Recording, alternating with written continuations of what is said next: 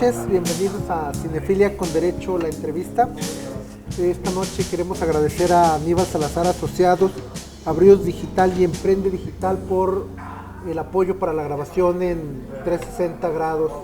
De igual forma queremos agradecer aquí al Museo de Cera Bar y por supuesto al Cuate, a Isabel, que son nuestros barmans y nuestra cocinera.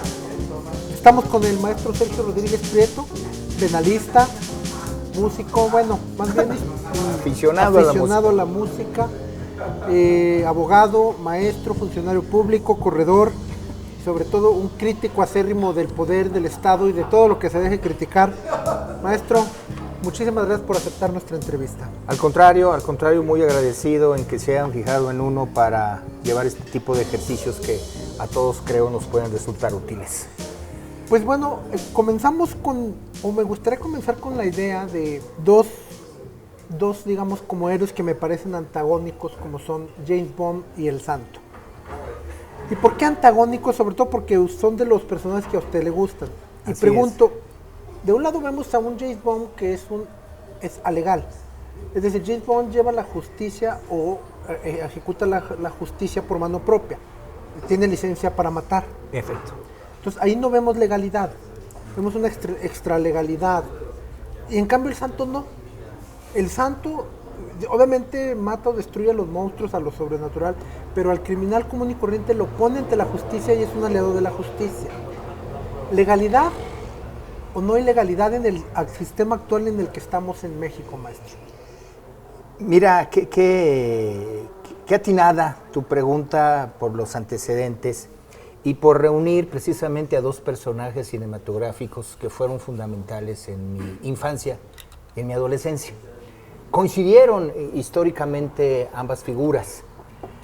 De hecho, yo fui primeramente aficionado al Santo, por obvias razones.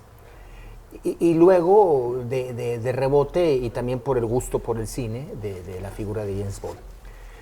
Pero es curioso cómo a mí me llama la atención cómo se reúnen en la misma idea Santo y James Bond con Operación 67. Efectivamente, el Santo comienza a luchar contra seres ficticios, contra seres monstruosos, contra seres míticos, contra los prototipos incluso del cine, a los cuales vence a base de trompadas. Y sin embargo, una de sus primeras películas, Santo contra el Rey del Mal, el Rey del Mal no era precisamente ningún monstruo, ningún ser mítico, sino un tipo mafioso. Un mafioso, sí. Un mafioso, un tipo de carne y hueso que hacía desastres con el tema de las apuestas en el frontón. Acuérdate del Frontón México, claro, que era una de las lugares emblemáticos de diversión y de manejo de apuestas.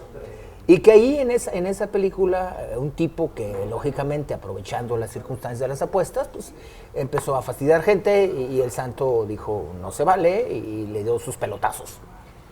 Ahí me encantó esa escena final donde el Santo con el Jai Alai agarró a pelotazos al villano, al criminal. Lógicamente, sin duda alguna, contra las mujeres vampiro, atacan las brujas, fueron... La Cosa Nostra. Sí, pero ya después el Santo. En ese momento era enfrentarse con estas gentes. Y luego aparece Operación 67. Y en Operación 67, ya el Santo, junto con Jorge Rivero, son agentes internacionales. El modelo que James Bond plantea en el 63 con Doctor No y con Regreso del Agente 007. Pero el agente 007 no deja de ser un agente especializado para desaparecer al enemigo. Sí, eso es lo que yo le pregunto. Pero recuerde que la figura de James Bond es en la Guerra Fría. Claro, pero no deja de ser legal. Sí, la licencia para matar es totalmente ilegal. Y sobre todo en el sentido de que es otorgada por la reina para que la puedas privar de la vida a quien quieras, donde quieras. porque lo consideres necesario para la defensa de los intereses del imperio. Eso es bien cierto. Y así de alguna manera va tomando cuerpo la figura de James Bond.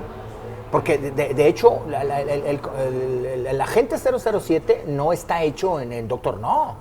El agente 007 no se perfecciona desde Rusia con amor. Se va perfeccionando con el tiempo. Pero entonces, nuestro país tiene un problema de delincuencia grave. Sí. Un 007 con licencia para matar o un santo para entregar los criminales a la justicia.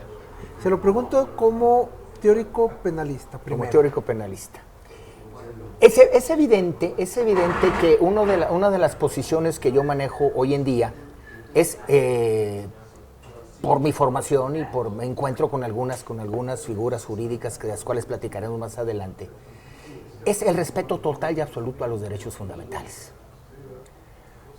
Pensar en caminos extralegales, pensar en caminos y en soluciones fuera de la norma, me parece muy arriesgado. Independientemente de que hoy en día la violencia se ha exacerbado, independientemente de que hoy en día la delincuencia aparentemente está muy por encima de las instituciones, incluso esas gentes requieren de un respeto fundamental a sus derechos, que evidentemente también, si se aplica bien el sistema, puede darte resultados positivos en protección a las reales víctimas, no a víctimas potenciales, ni víctimas aparentes, ni víctimas inventadas, sino reales víctimas, que es donde también nos estamos perdiendo.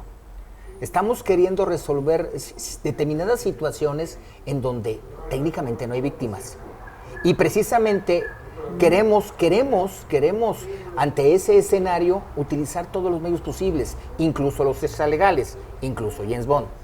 Incluso James Bond. Pero no es, aunque James Bond sea un personaje favorito cinematográficamente hablando, en lo que se refiere a mis gustos, no es el modelo a seguir en un sistema que tiende a proteger derechos fundamentales. Entonces el santo.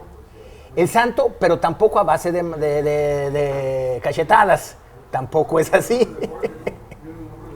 Maestro, platíquenos la anécdota cuando actuó. ¿Cuál es el monstruo en el que actúa? Para quien no lo sepa, el maestro fue actor en la película del Santo contra las momias de Guanajuato. ¿Cuál es el monstruo que le tocó hacer? Hubo un momento en que se requerían extras para poder hacer la escena final del enfrentamiento, la escena casi final del enfrentamiento que hace el Santo contra unos monstruos que se escaparon de su lugar y andaban por las calles asustando gente. Las momias del museo se escapan, se salen y empiezan a asustar gente. O sea, salen de su lugar de origen para empezar a asustar gente y fastidiar gente. Y se hace el enfrentamiento casi final en la Plaza de la Paz. Para esa escena se convocó a gente que pudiera participar como extra, porque evidentemente las producciones cinematográficas del Santo en ese tiempo eran de lo más rústico que te puedan imaginar. Se hizo en 2 semanas. Las filmaba René Cardona Jr. No había un equipo de dobles, de los stunts, de los hombres de piedra para aguantar X golpes. No lo había. Entonces, el que se animara. Requisitos, arriba de 1.80 de estatura, para poder, lógicamente, demostrar fiereza y fuerza y poder aguantar los Pero las momias eran como lentas, ¿no? Sí, no, pues la momia tiene que ser lenta. El tipo vestido de momia con un saco que le queda corto, que le queda hasta aquí, y que camina, lógicamente, como momia, ese era yo. ¿Y le dieron lógicamente me dieron mis carambazos. ¿Y tienes autógrafo del Santo? No, fue la escena tan rápida. Decía, yo nunca tuve contacto con el Santo más que los golpes que me dio. Yo nunca hablé con él. La escena era salir, que te den tus golpes y con permiso, ya, adiós, bye, ya está su lana. Ahí le pagaron. Claro, pues ese era lo bonito. ¿Saben los créditos? Que no, por supuesto que no. Bueno. Por supuesto que no. Hacemos un corte y regresamos.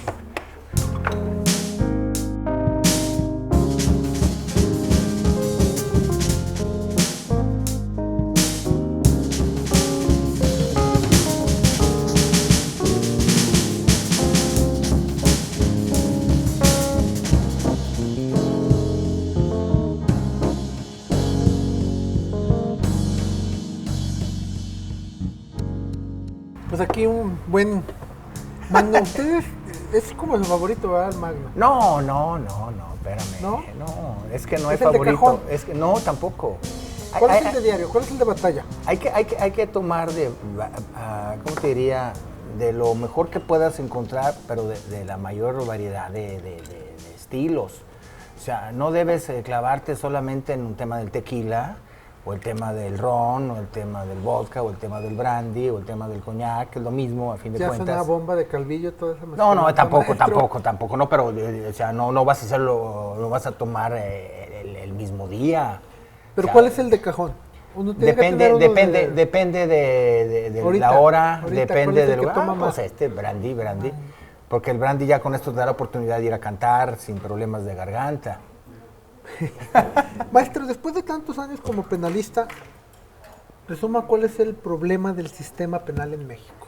Mira, después de tantos años como penalista, ¿Cuántos tiene? Ya, así que, digamos, cuando usted dice, en este momento me asumí como penalista.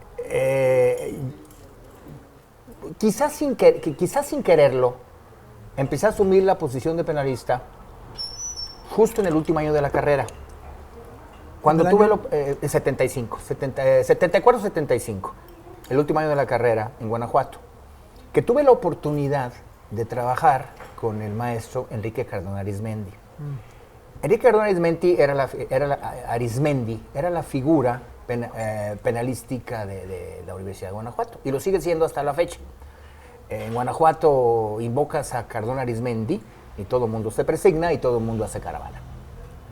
Cardona Arizmendi, en ese momento, acaba de ser rector, tenía su notaría y estaba a punto de ser procurador general de justicia. Pero también era el presidente de la comisión redactora de lo que sería el nuevo Código Penal ¿De Guanajuato? de Guanajuato.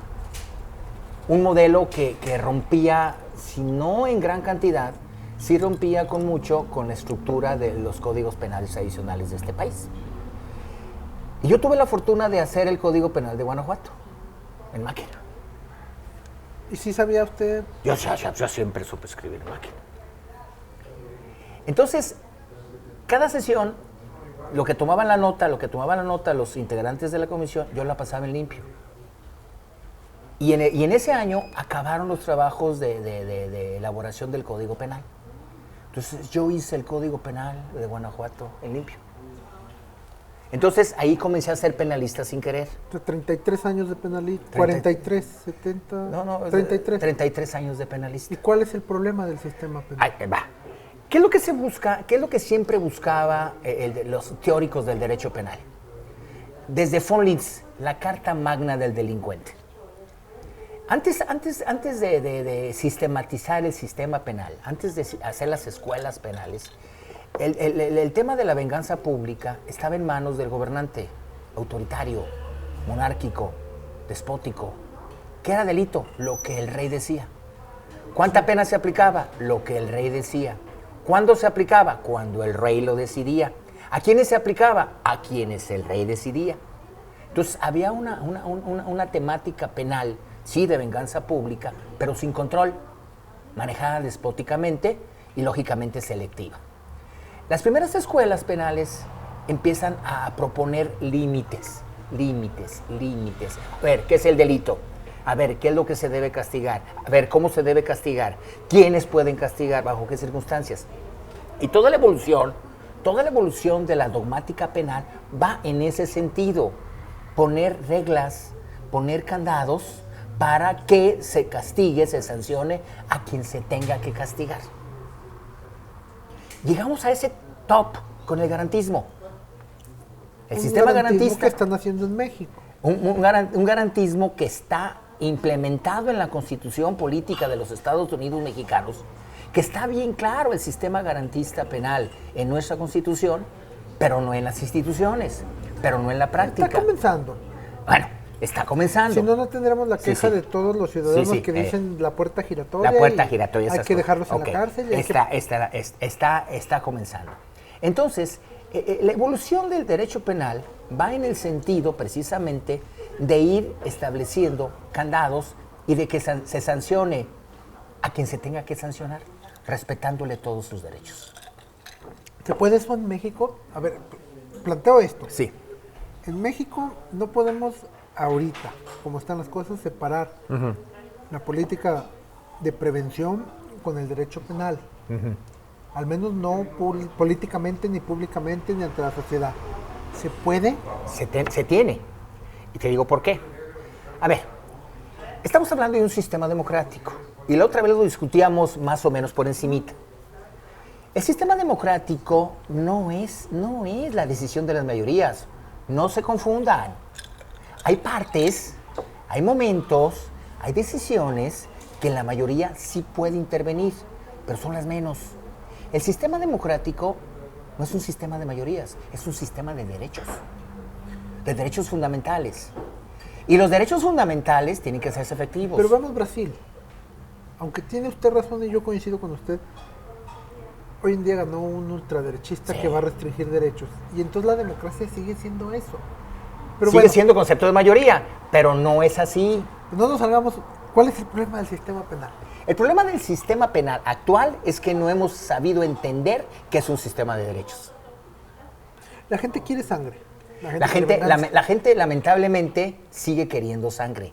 Y los medios de comunicación y la mayor parte de los penalistas siguen pensando que el derecho penal es sangre y que al delincuente, incluso aunque no se ha declarado judicialmente delincuente, hay que lincharlo, hay que quemarlo, hay que golpearlo. Eso no es un sistema de derechos. Le voy a plantear al ver ahora desde otra perspectiva. Me da la impresión, yo empecé a estudiar penal con usted y desde que yo estudio penal, que no son muchos años, 20, bueno, no 15, he visto 4 reformas trascendentales. Del cuerpo del delito, elementos del tipo. La primera. Y luego regresar a cuerpo del delito. Error fundamental 2. Y luego la del garantismo nuevo sistema. Garantismo nuevo sistema. Vamos a quitarlas, vamos a poner 3. Una cada 6 años. ¿Es suficiente tiempo para poder ver que cuajen los resultados? Por supuesto que no. Y te voy a decir por qué no. ¿Y por qué no han cuajado? Es que no es tanto el tiempo, sino la mala inversión en el tiempo. Efectivamente, el compromiso de adelantarse, el compromiso de hacer un sistema penal acusatorio garantista, es un compromiso que el Estado mexicano asume en la década de los 80s y que comienza apenas a reflejarse con el cambio constitucional del 93 de pasar de cuerpo del delito a elementos del tipo. ¿Por qué fue un fracaso? Porque no se le entendió. Porque no quisimos entenderlo. Porque los abogados per se son retrógradas, per se son reaccionarios por su formación académica. Espérenme, voy para allá. El sistema de enseñanza nos ha hecho reaccionarios. Acuérdense de Novoa Monreal.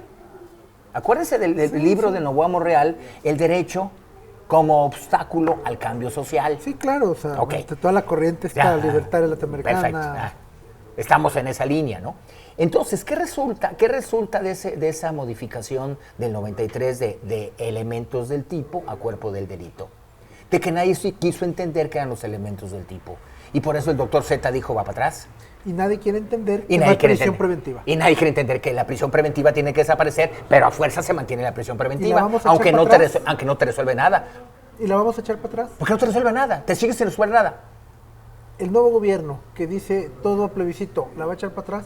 Por supuesto que no, al contrario, se va a fortalecer con plebiscito.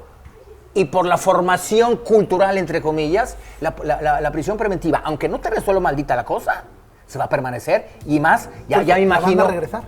Ya me imagino otra vez el catálogo de figuras típicas, que no delitos, el catálogo de figuras típicas de que no van a ser 10, van a ser 80. Es decir, todo el Código Penal. Regresamos.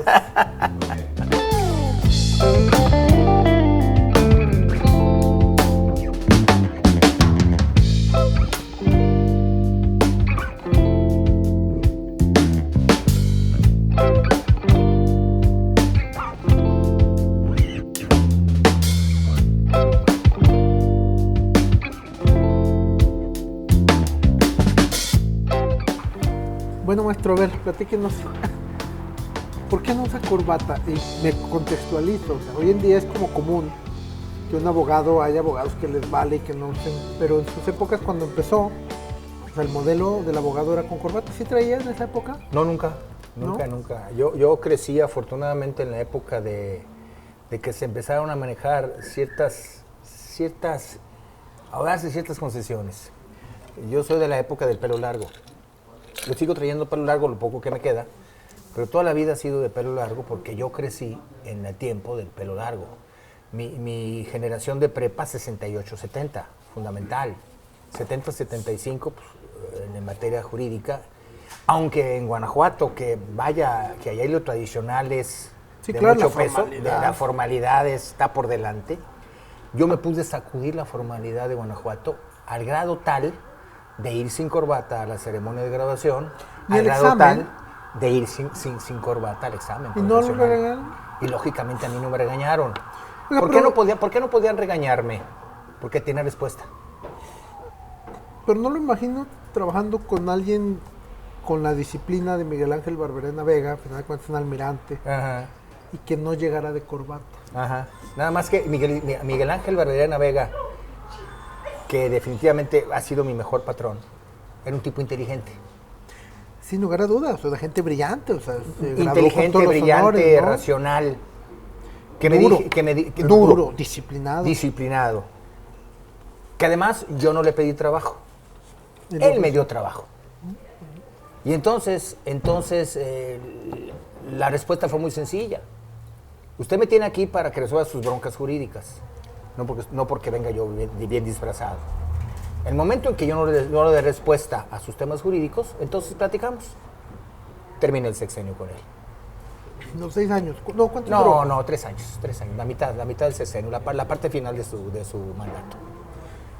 Derecho a la cultura, maestro. Platiquemos de derecho a la cultura. Ay, Dios, ¿qué es eso? Pues, ¿qué es eso? Pues le pregunto. Pues, ¿qué es eso? ¿Existe? Acuérdese, bueno, no sé si exista o no, pero de que lo podemos crear, también se puede crear. ¿Y el derecho El derecho a beber. Por algo se inventaron estas cosas. Esto no es gratuito, ¿no? Esto se inventó por algo, ¿no? Ya.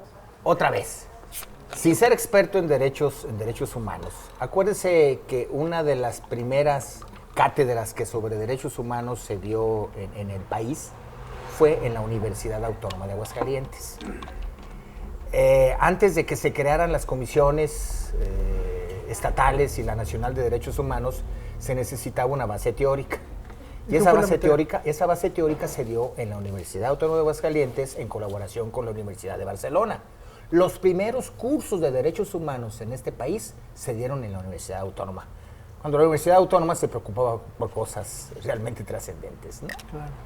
Entonces, acuérdese usted que a partir de ese momento se comenzó a teorizar sobre los derechos humanos y se habló de los derechos de primera, segunda y tercera generación. Y empiezan a hacer la historia de los derechos individuales y los derechos sociales, que no garantías, y luego los derechos de la tercera generación, o los derechos intangibles. Y entonces, ¿qué es donde entran los derechos culturales? Ándele. Y ahí aparece el tema de los derechos culturales, que deben ser objeto de protección, sin duda alguna, que deben ser objeto de defensa, pero por supuesto, que deben ser objeto de promoción, claro está. El tema a resolver y la problemática a resolver es el contenido de los derechos culturales. ¿Es el reggaetón cultura? Ese es el problema. Usos y costumbres. Sin duda, son aspectos culturales. Acabamos de ver una serie de conciertos masivos del Potrillo, de la MS. Yo quiero imaginarlo ahí en la MS. Pero por supuesto que no. ¿Es cultura? Yo no sé si es cultura o no. Es una manifestación a la que tienen derecho determinado tipo de personas. Adelante. Aunque yo no juegue con ellos. Que le gusta la MS. Dice el cuate aquí, nuestro anfitrión, cuando yo llego, vaya, hasta que vamos a quitar la música rasposa. Pero bueno. De algún lado lo corrieron porque ponía jazz, ¿no? De algún lado me corrieron porque ponía música de jazz. Pero aquí sí me respetan mis derechos de escuchar música de jazz, pero también respetan los derechos de los demás. Dice, por fin vamos a quitar la música rasposa, pero igual se da paso a la música rasposa. Pero tomar vino con música de jazz es como... No, es que depende de cómo andes en la cabecita. Yo luego me pongo a lavar el carro, a barrer Sí. o a hacer el quehacer que me pone mi mujer y como que con el jazz no No, agarra no, uno sabroso la depende del escoba. tipo de jazz. Pregunta que, oiga, voy a lavar mi carro, que, a ver, ¿qué música me recomiendan? No, espérame, es cuestión de gusto. Shakira, No. con la nueva de bueno. Ni me digas. Maestro, ¿existe derecho al amor? Existe derecho al amor en la medida en que aquí entramos con Kant. ¿Le llegas? A ver. Bueno. Recuerde usted que Kant hablaba de tres elementos fundamentales que tiene todo ser humano, que es inteligencia, voluntad y sentimiento.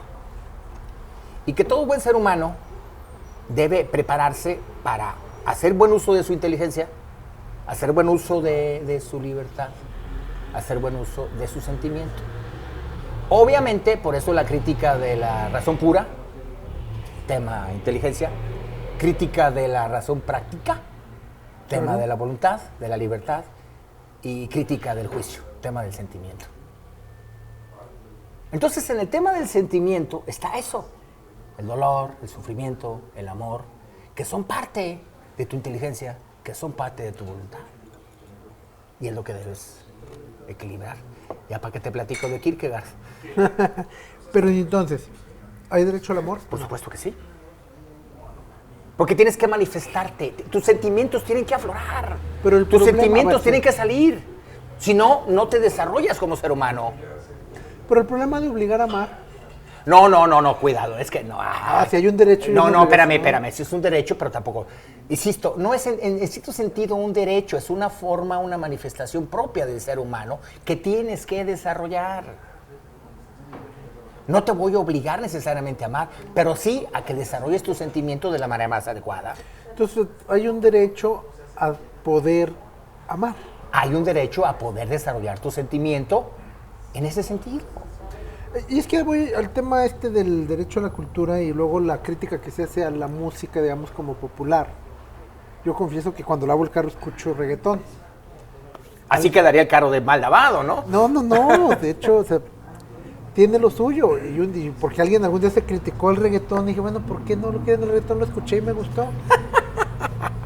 Y entonces, ¿es cultura o no es cultura?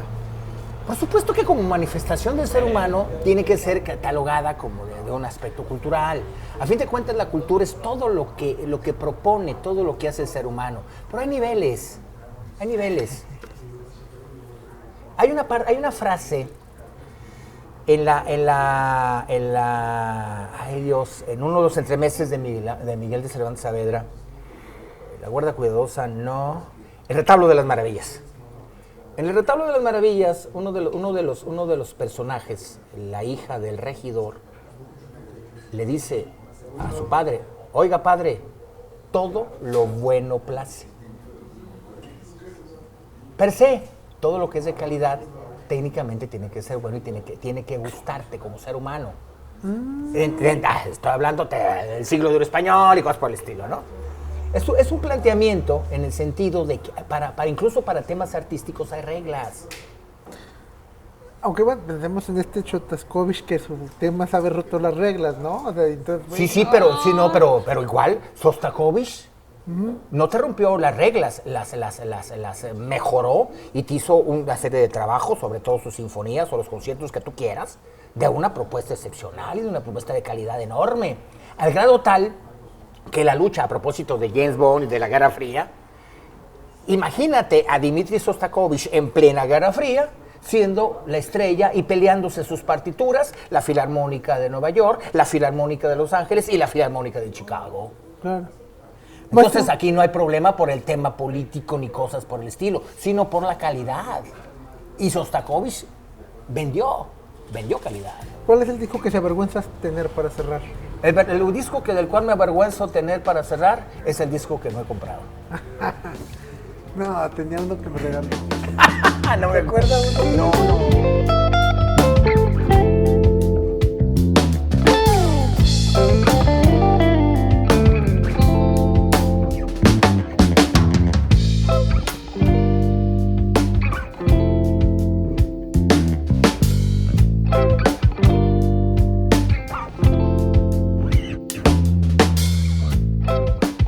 Salud, pues. Salud. Saludcita a nuestros contertulianos de allá de la esquina que te quedan muy callados cuando empezamos a grabar. Saludcita. Salud acá a los de la mesa. Pues maestro, a ver, ahora vamos para ir cerrando ya esta entrevista. Vamos a hacer el clásico juego de palabra y usted responde con conceptos cortos. ¿Estamos? No sé si se me dé, pero bueno, lo intentaremos. AMLO. Dios. Cortos. No voy a ser como este del PAN que da una explicación AMLO. kilométrica. AMLO. Sin duda, una expectativa que no va a terminar en nada bueno. Música. La bien hecha. Jazz. Todas sus variables. Aborto. Permitible en ciertos casos. ¿Cuáles? Aquí sí expláyese. Sí, así. Permitible en ciertos casos. Calidad de vida, pues. Dios. Existe. Mujeres. Todas. Alcohol. Maravilloso. Justicia. No existe. Legalidad. Es posible. Hijos. Imprescindibles. Universidad. Depende de cuál me estás hablando. Educación. Mucha falta. Derecho penal. No resuelve nada. Ferrayoli. El modelo a seguir. Muerte. Ineludible. Los libros siguen formando parte fundamental de la vida de Sergio Rodríguez Prieto, aunque discutíamos en off que ahora son digitales. ¿Cuáles libros se llevaría a una isla desierta? ¿Cuáles libros serían los 5 que se llevaría si fuera algún día al paraíso y que nomás se pudiera llevar 5? Híjole, muy limitado que me digas que sean nada más 5. Pero evidentemente... No decir que la Biblia como... No, tampoco. Bueno, mi amigo el notario 19 dijo que la Biblia. Sí, pero no, la Biblia es para resolverte problemas hacia el futuro, y si voy a la isla ya no tengo futuro. Bueno. Como tampoco me llevaría el Quijote, porque tampoco voy a resolver ningún problema. Pero sí para recrear el ambiente, para recrear imágenes, sin duda, y lo comentaba previamente, el Palinuro de México de Fernando del Paso. Palinuro, bueno, Fernando del Paso, un erudito, sí. ¿no? Incluso cualquier capítulo te da imágenes que vas a recrear 15,000 veces. Cada vez que lo leas un capítulo del Palinuro, te va a dar una imagen diferente de la vida. Por supuesto, para efectos de jocosidad dentro del derecho penal, 2 crímenes de Jorge Ibargüengoitia. No, Jorge Ibargüengoitia es fundamental. 2 crímenes de Jorge Ibargüengoitia me llevaría sin ningún problema. Estoy en una película que se llama Matar León. Matar a que León. se basa en una con este David Reynoso, el actor hidrocal. El actor local. Bueno, 2. Jorge Ibargüengoitia. Por supuesto, híjole, me pones en un dilema de cuál libro de José Agustín me llevaría. La tumba de perfil, Vida con mi viuda. ¿El rock de la cárcel? No, los ensayos o artículos de José Agustín sobre rock son leíbles, pero no creíbles. O sea, como referencia con sus asegúnes. Entonces no me llevaría a ninguno de sus propuestas o análisis de música de rock.